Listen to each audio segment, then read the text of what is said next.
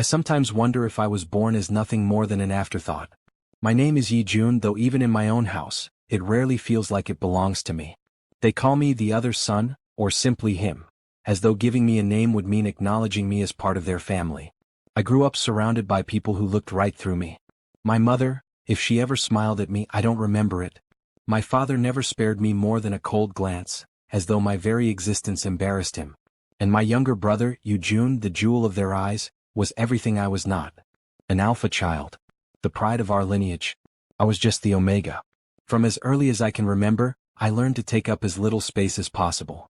To walk quietly through the halls, to not raise my voice, to never expect warmth from the people whose approval I craved. The only thing I had was silence and the ache of being unwanted. But in that silence, I once thought I found something bright. His name was sᴛᴏʀy. He wasn't flashy or particularly handsome, at least not in the conventional sense, but when he smiled at me, I felt like the sun itself had bent down to kiss the earth.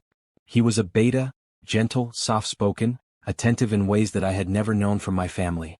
For once I thought, maybe the universe hadn't cursed me completely. We dated in secret. He held my hand when no one was looking, pressed shy kisses to my lips under the shadow of street lights, whispered promises that melted the frost in my chest. "I'll never leave you, June," he used to say, and I believed him. Foolishly. Desperately.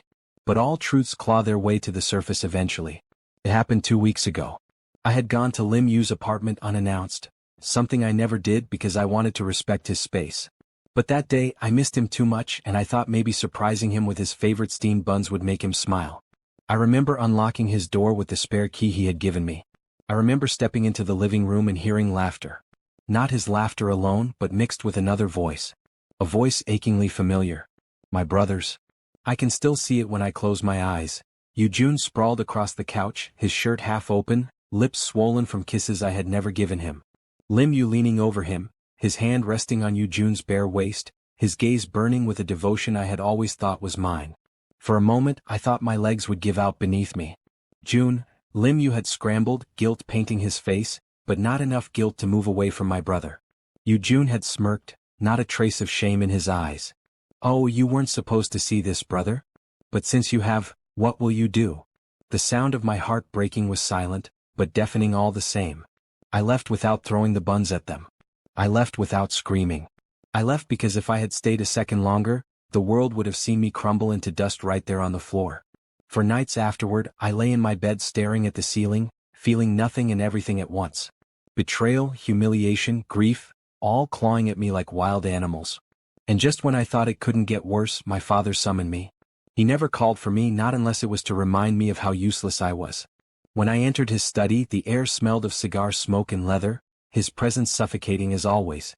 He didn't look at me when he spoke, just signed papers with the precision of a man who never allowed his hand to tremble.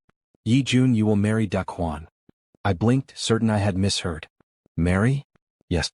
The contract is finalized. Your union with him will secure important ties." His voice was cold, detached. "Do not disappoint me. sᴛᴏʀyy." The name alone sent a shiver down my spine. Everyone knew of him, the alpha feared by all, whispered about in shadows. Ruthless. Merciless. Tyrant. A man who bent others until they broke, and then demanded loyalty from the pieces left behind. But there was one more thing about sᴛᴏʀyy that everyone also knew. He was dying. 2 months ago, a car accident had left him clinging to life. The world said he wouldn't last the year. And now, I was to be bound to him? A pawn to my father's schemes as always. I didn't argue. I never did. My voice didn't matter to him anyway. But inside, something hollow opened wider than ever before. I had lost the only person I thought loved me. And now I was being thrown into the hands of a dying tyrant. What kind of cruel joke was fate playing on me? The day I arrived at sᴛᴏʀy's mansion, the gates loomed like the jaws of some great beast.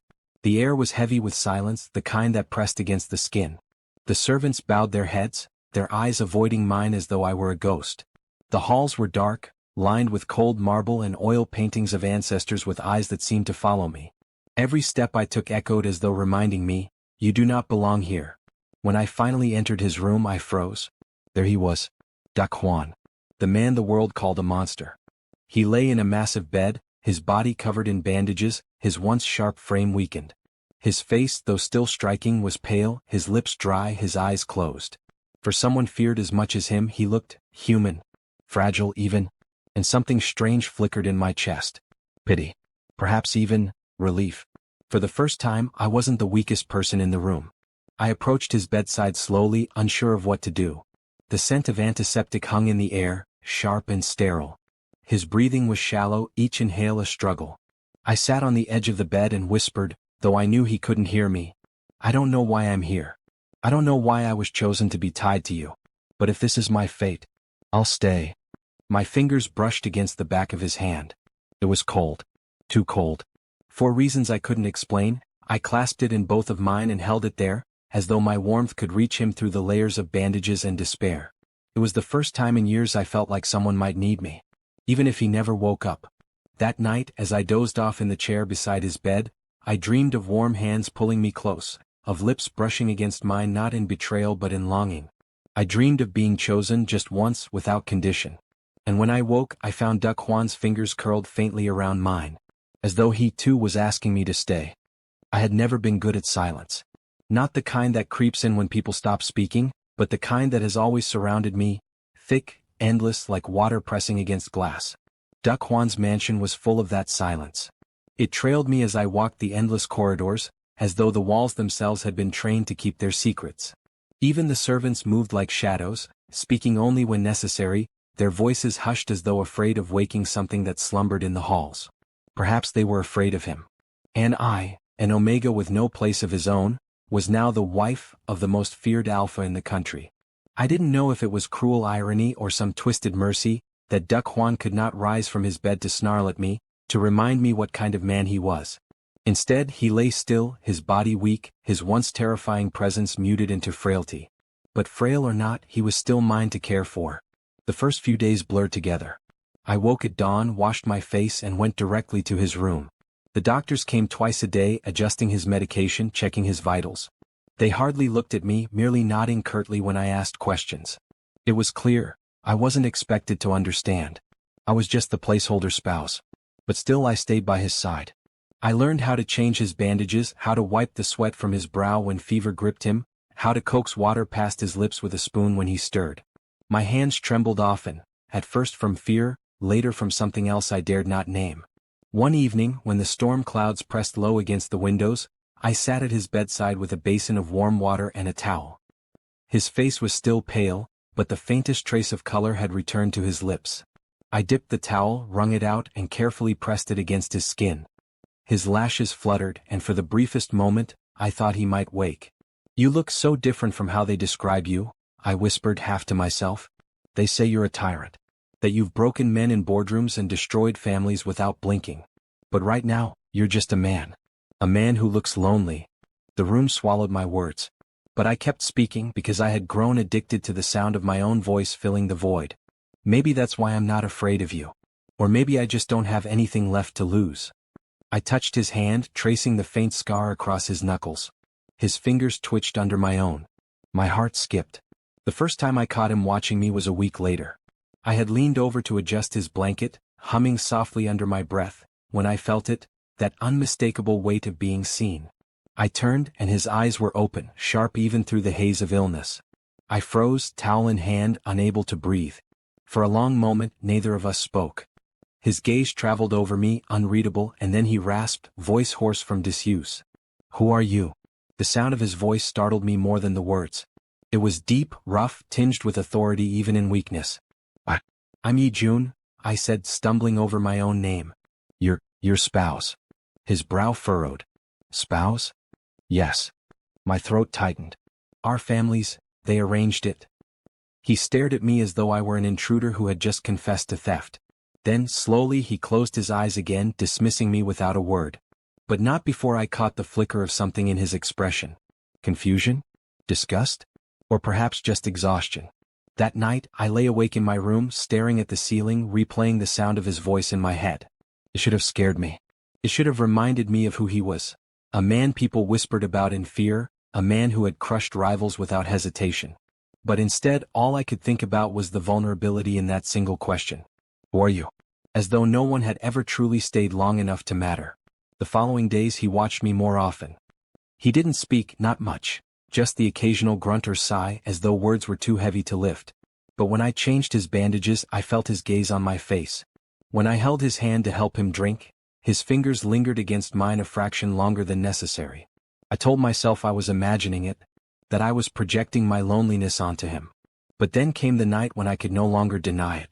The mansion was quiet. Too quiet. I sat beside him, reading from a book to fill the silence. My voice was low, steady, though I stumbled over words when I felt his eyes on me. Halfway through a chapter, I paused to turn the page. That was when his voice broke through, softer than before but deliberate. "Why do you stay?" I looked at him, startled. His eyes, dark and sharp even in his weakened state, were fixed on me. I don't know," I admitted honestly. "Maybe because I don't have anywhere else to go. Or maybe because you need me." His lips curved faintly, almost too faint to see. Not a smile, more like disbelief. "No one needs anyone," he muttered. But his hand shifted on the sheets, inching closer to mine. Without thinking, I let my fingers brush against his. A spark shot up my arm, startling in its intensity. My chest tightened, but I didn't pull away. Neither did he. We stayed like that for what felt like forever, our hands touching lightly in the dim glow of the bedside lamp. It wasn't a kiss. It wasn't even a confession. But in that moment, it felt like the beginning of something I hadn't dared to hope for. Something fragile. Something dangerous. Something that might save me, or ruin me completely. And when I left his room that night, my lips still tingled with the ghost of a kiss that hadn't yet happened. But one I was starting to crave. When I was a boy, I used to imagine what it would feel like to be chosen. Not in the way my brother Eugene was chosen, paraded as the family's pride, bathed in affection and praise, but quietly, gently. I imagined a hand reaching for me and me alone. I imagined eyes softening, lips curving, someone saying, "I see you." I had given up on those dreams long ago. But lately, whenever Duck Juan's gaze lingered on me, the dreams began to stir again. The days slipped into rhythm. I rose early, washed, and went to his room. He was always waiting, sometimes awake, sometimes feigning sleep until I touched his hand and he let out a low sigh, as though that contact steadied him. He was getting stronger. His voice no longer broke when he spoke, though it was still rough, like gravel rolling in his throat. He could sit up for short stretches now, leaning against the headboard, his frame no longer quite so frail. It made tending to him different. It made looking at him different. I tried to ignore it. Tried to tell myself he was still the dangerous man everyone feared. But every time he allowed me to wipe sweat from his brow, every time his fingers brushed mine when I passed him a glass of water, every time his eyes followed me across the room as though I were the only thing worth watching, I crumbled a little more. One evening the storm returned. Rain lashed against the tall windows, thunder rolled deep in the distance, and the mansion seemed even darker than usual. I entered his room carrying a tray of soup. He was propped against the pillows, hair slightly damp from his bath earlier, wearing a simple black robe that hung loose around his frame. For the first time I saw something unguarded in him. His collarbone peeked through the folds of fabric, pale against the dim lamplight. His eyes lifted slowly, meeting mine, and there was no tyranny in them, only quiet expectation. "You didn't eat much at lunch," I said softly, setting the tray down. He grunted in response. It tasted like dirt. A laugh escaped me before I could stop it. "Then maybe this will be better. I made it myself." That caught his attention. His gaze sharpened, and a corner of his mouth twitched. "You cook?" I nodded, picking up the bowl and spoon. "It's not much. But I wanted you to eat something warm." I sat on the edge of the bed and lifted the spoon toward his lips. For a heartbeat he didn't move. Then, without breaking eye contact, he leaned forward and accepted the bite.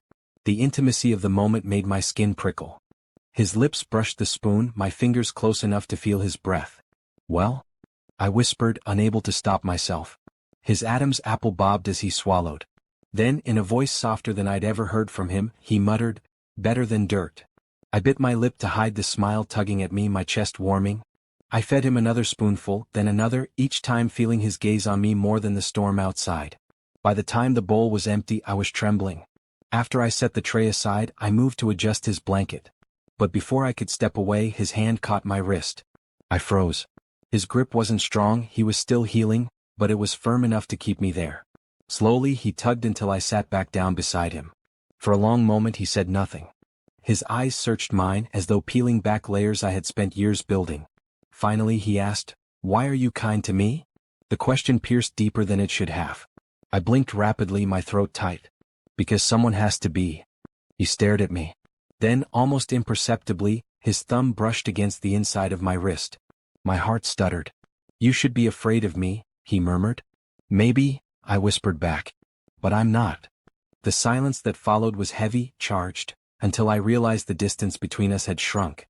His breath fanned against my cheek. His eyes dropped just briefly to my lips. I knew what was about to happen. And every nerve in my body screamed to run, to escape before I made a mistake. But I stayed. When his lips pressed against mine, it was nothing like the kisses I remembered from sᴛᴏʀy. sᴛᴏʀy's kisses had been sweet lies, like sugar that melts too fast. sᴛᴏʀy's kiss was heavy, unsteady, and real. His lips were warm but tentative, as though he wasn't sure he had the right. His hand slid up to cup the side of my neck, fingers trembling against my skin. My chest caved in. I kissed him back. The thunder outside roared, but all I could hear was the sound of our breaths, uneven and hungry, breaking the silence that had haunted me for so long. When he finally pulled back, our foreheads touched, his eyes dark and burning. Yi-jun, he whispered my name like a vow. No one had ever said it like that before. That night, when I returned to my room, my lips still swollen, I stared at myself in the mirror and tried to make sense of the storm inside me. I should have been terrified. I should have remembered who he was, the tyrant, the monster, the feared alpha. But all I could think was how gentle his trembling hand had been when it held my face. And for the first time in years, I let myself hope that maybe I wasn't just a stranger anymore. They say the heart is foolish. That once broken, it should be locked away, guarded against further wounds. If that were true, then mine was a traitor. Because every day I spent beside sᴛᴏʀy, my heart betrayed me more. He recovered faster than I expected. By the second week he could stand with assistance. By the third he was walking short distances around the room. His voice grew stronger too, still rough, still carrying the weight of authority but no longer hollow. And with each step of his recovery, I saw glimpses of the man the world feared. Sharp eyes that missed nothing. A commanding presence that filled the room even when he said little. A temper that simmered just beneath the surface. But then there was the other side. The side that only appeared when his hand found mine in the quiet. The side that leaned against my shoulder when exhaustion dragged him down. The side that whispered my name like it was the only word he ever wanted to say. One morning I was helping him walk from the bed to the armchair near the window. His robe brushed against the floor, and his steps were unsteady but determined. "Slow down," I murmured, looping his arm over my shoulder. "You'll hurt yourself." He grunted, stubborn. "I'm not weak." I almost laughed. "You were unconscious for weeks. That's not weakness, it's recovery." He sank into the chair, his breath heavy but his gaze burned into mine. "I don't like being seen like this." I crouched in front of him, adjusting the blanket around his legs. "Then don't think of it as weakness. Think of it as proof you're still here." His jaw tightened as though the words unsettled him. Then before I could move away, his hand caught my chin, tilting my face upward. My breath hitched. "You don't look away," he said quietly. "Everyone else does. But you," his thumb brushed against my cheek. "You stare right back." I swallowed hard. "Because you're not as frightening as they say." A dangerous glimmer lit his eyes, but instead of anger, his lips curved faintly. And then he kissed me, rougher this time, less hesitant than before. The kiss stole the air from my lungs. His hand tightened at the back of my neck, pulling me closer until I was half kneeling, half falling against him. When he finally let me breathe, his forehead pressed to mine, his voice low and raw. "Don't ever look away from me, Yi-jun, don't ever leave." The plea in his tone startled me. For a man feared by the world, he sounded like a child begging not to be abandoned. And maybe that was what undid me the most. After that day the kisses came more often. Sometimes soft, stolen in the morning when I adjusted his pillows. Sometimes demanding, pulling me against him with surprising strength as though afraid I'd vanish if he didn't hold on tight enough. Each one left me trembling. Each one carved his presence deeper into me. But with his recovery came something else too. Possessiveness. It started small. He didn't like when the servants entered his room if I was there. He would glare until they dropped their eyes, scurried about nervously and left. Then it grew. One afternoon the family doctor came to check his bandages. I stood beside the bed holding the supplies, when sᴛᴏʀy suddenly reached for my wrist and pulled me closer. "He doesn't need to watch," he snapped when the doctor asked me to step aside. The doctor stammered, clearly unnerved. I tried to ease the tension. "It's fine, I don't mind." "I mind." Duck Huan's voice was cold steel.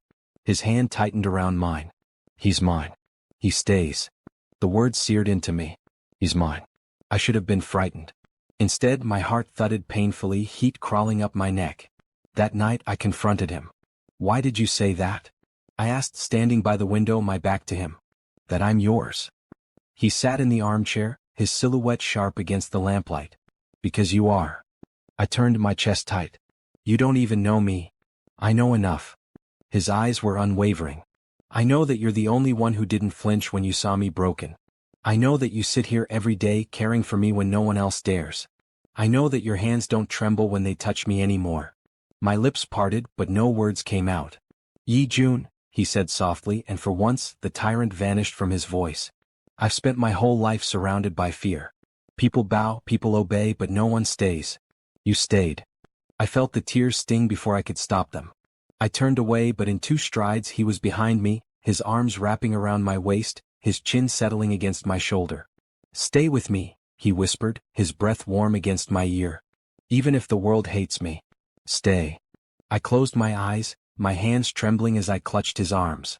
For years, I had begged silently for someone to choose me. And now, here was a man everyone feared, asking me with a rawness I could not ignore. I'll stay, I whispered back. His lips brushed my neck and my knees nearly gave out. Later, as I lay in his bed with his arm draped across me, I thought about how quickly everything had changed. The boy who had been betrayed, abandoned, treated as a stranger, was now the center of a tyrant's world. And the scariest part was not his possessiveness. The scariest part was that I wanted it. By the time the leaves began to change, Duck Huan was walking the halls again. No one expected it, not the doctors who shook their heads in disbelief, not the servants who whispered prayers under their breath as he passed. He was supposed to still be bedridden, maybe even gone by now.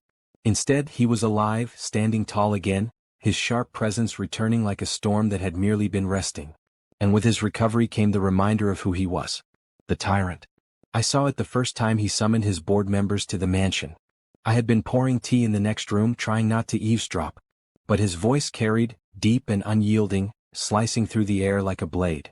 You dare suggest cutting back my directives? Do you think my accident made me weak? There was silence, thick and suffocating, then the sound of someone stumbling over apologies. I peeked through the slightly ajar door and my chest tightened. He was standing, one hand on the table, eyes glinting like steel. The men seated around him were trembling, their hands clutching papers as though they could shield themselves from his fury. This was the man the world feared. Cold, ruthless, unforgiving. But when his gaze shifted and caught mine at the doorway, everything changed. The hardness melted just a fraction. His lips softened. And then, to the shock of everyone in that room, he lifted a hand and beckoned. Yi Jun, come here. Heat flooded my face. I hesitated, but his eyes left no room for refusal. Slowly I walked in, bowing politely to the others, and stood by his side. He placed a hand at the small of my back, possessive, almost casual, but I felt the shiver ripple through the men in the room. This meeting is over, he announced flatly. No one dared argue. As they scrambled out, one of them cast me a fleeting, bewildered glance. I lowered my eyes, but inside, something fragile bloomed. I had never been someone worth standing beside before.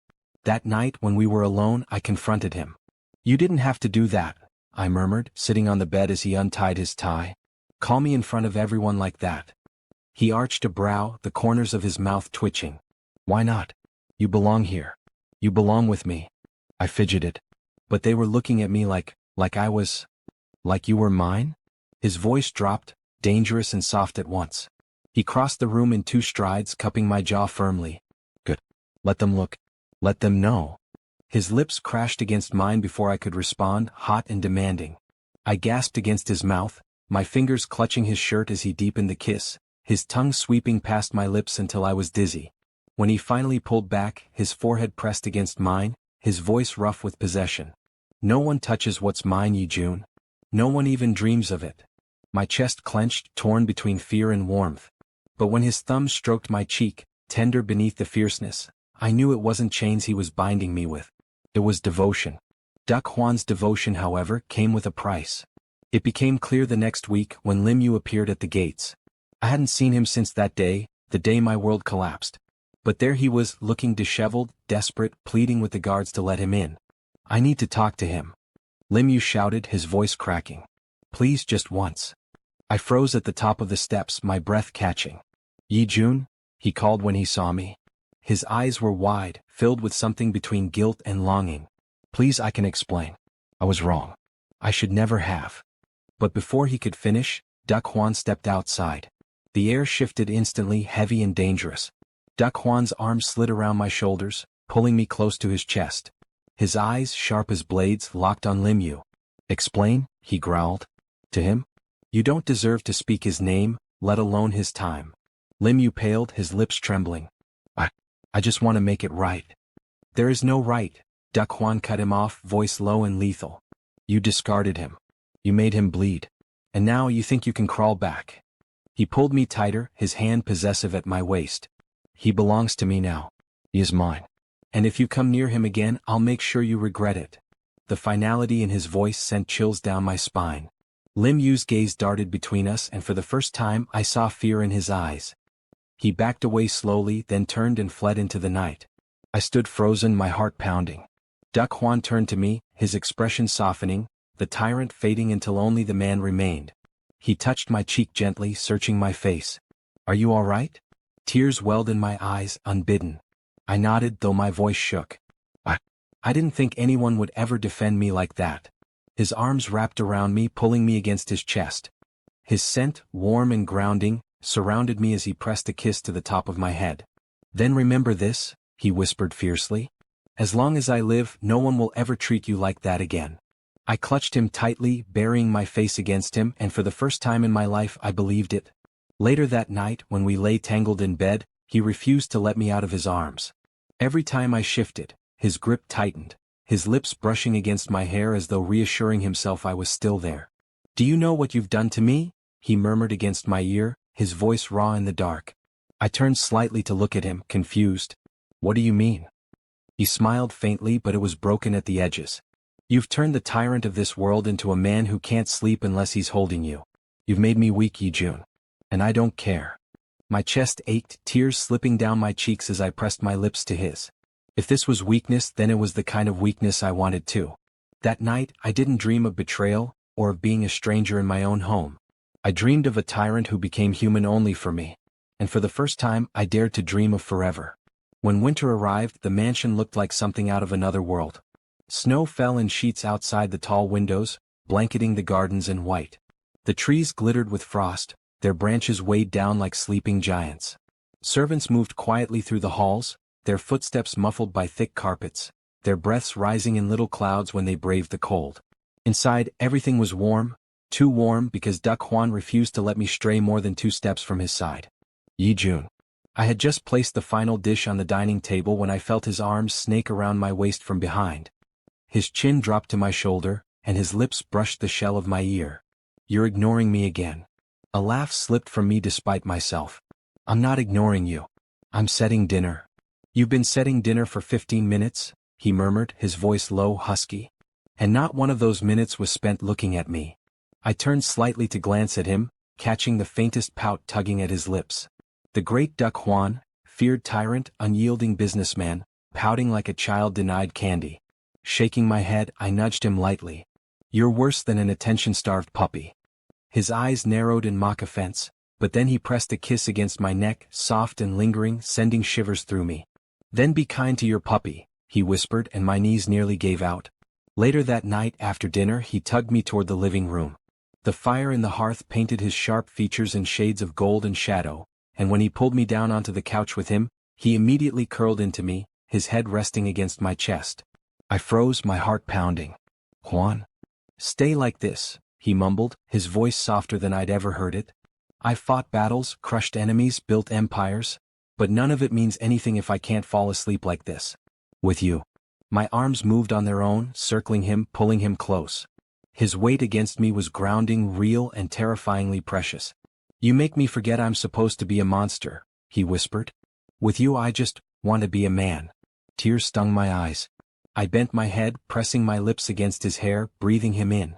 You don't have to be a monster, I murmured. Not with me. You never did. The days that followed were a rhythm I had never known before.